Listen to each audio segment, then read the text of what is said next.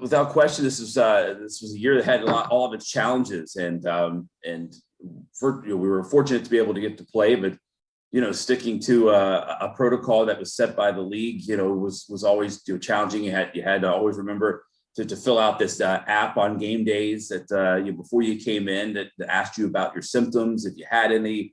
Not to mention there was temperature checks as soon as you walk into the building.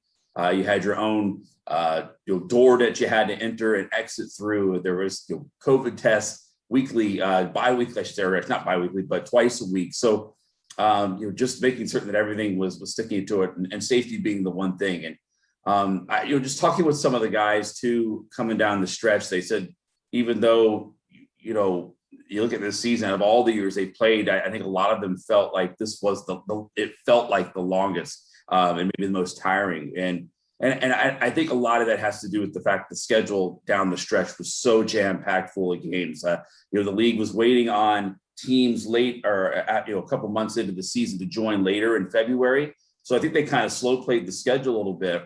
And then once those teams, and it ended up being one team, joined late, they had to kind of cram all those games in. Then you factor in games that had to be made up due to postponements. And it really, coming down the last couple of months, it was just a lot of hockey for the guys. I think we had a stretch where we had to play, I think it was 13 games in just 19 games or 19 days. We had a 7 games in 9-day stretch, which is almost unheard of. So I think, from a physical standpoint, it took a toll on some of the guys, and they were a little tired coming down the stretch. But I think a lot of the teams were dealing with that. So I think those were the challenges, but I think we're all grateful in the end that we got to play.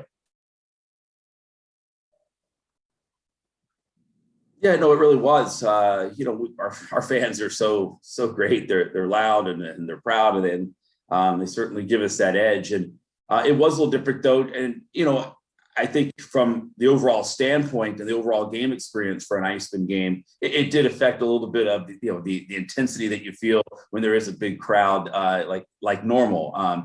So I mean, our fans, they make a lot of noise, and they're so passionate, but the fact is there weren't as many people in there because of we were limited with the crowd, and people had to be spaced out. And I think that did affect the energy to a little bit of an extent.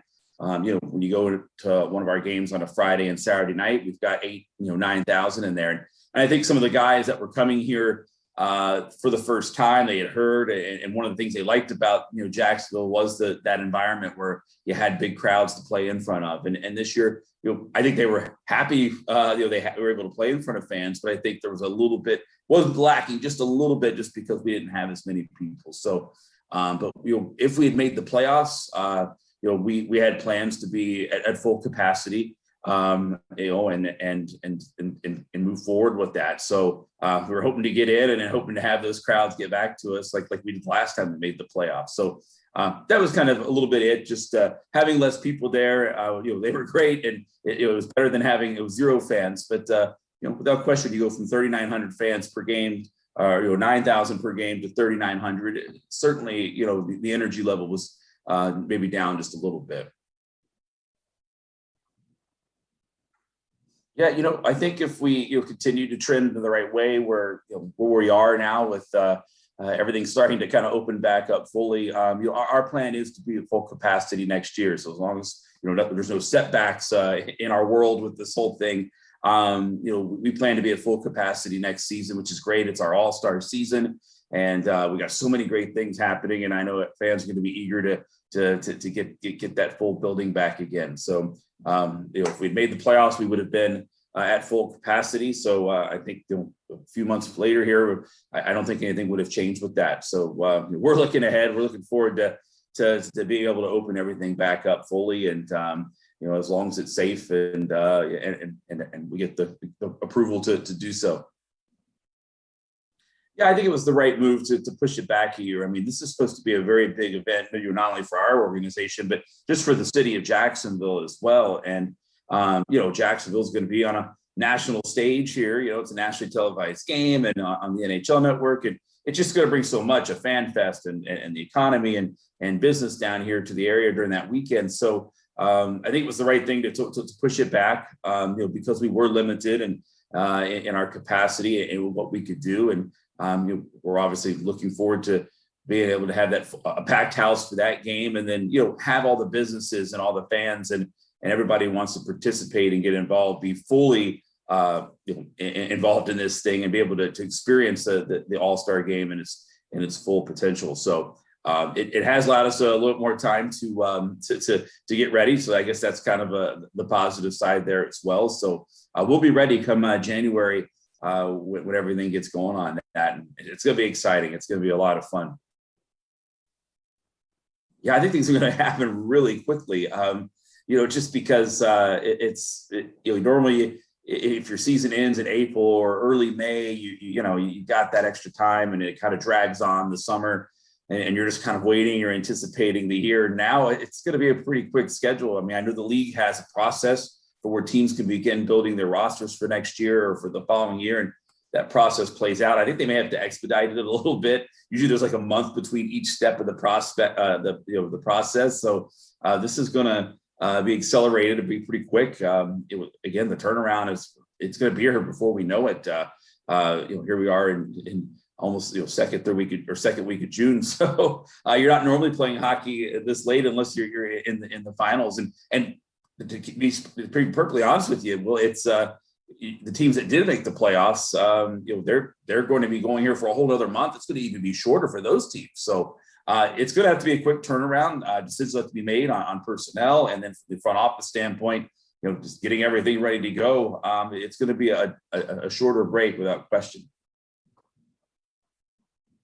Well, you mentioned the Iceplex, the Icemen igloo that's going to be renovated.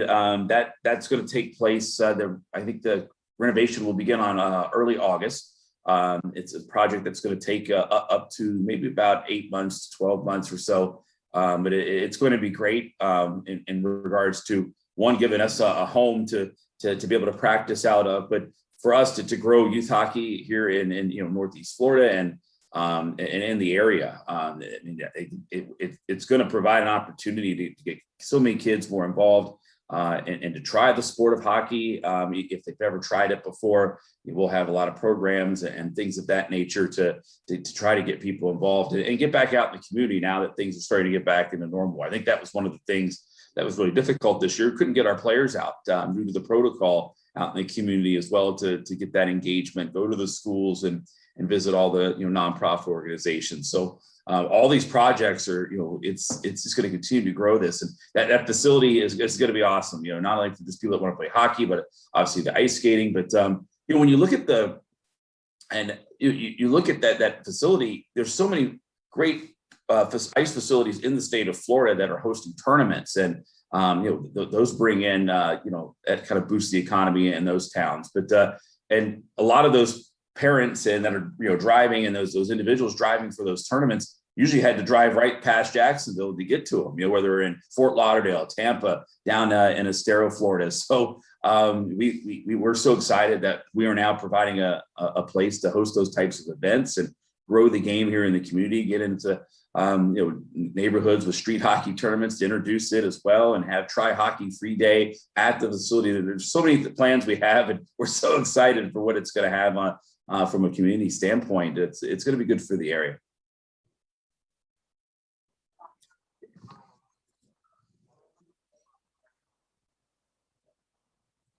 Yeah, it's I just really, we want to thank the support that we had from our fans. I know it was a challenging year, and I know that everyone can't wait to get back to 8,000, 9,000 there screaming Icemen fans and really creating that electric atmosphere. But the fans that did come out, they were fantastic. Gave our guys that extra boost, and and obviously, despite the fact we fell short from reaching the playoffs, it was close, but it was a pretty exciting year. Honestly, this team was fun to watch. A lot of dramatic wins. I think we had about 12 overtime wins. A lot of those were at home. So some big comebacks by the team. I think the fans really appreciated it, and we appreciate their support this year. It was, despite all the challenges, it actually was a pretty enjoyable year.